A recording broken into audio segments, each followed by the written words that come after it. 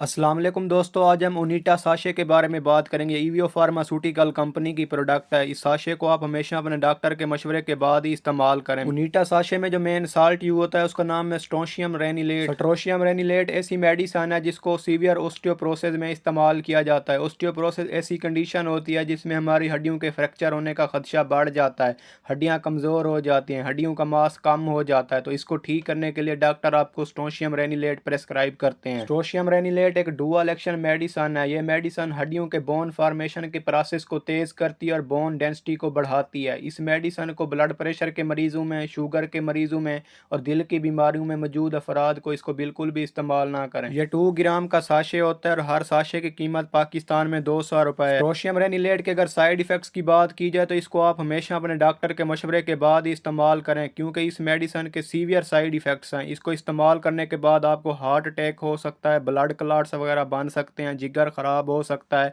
पेट में दर्द वगैरह हो सकता है। लिहाजा इसको आप हमेशा अपने डॉक्टर के मशवरे के बाद ही इस्तेमाल करें। अगर आपका डॉक्टर आपको प्रेस्क्राइब करता है तो फिर आप इसका इस्तेमाल करें।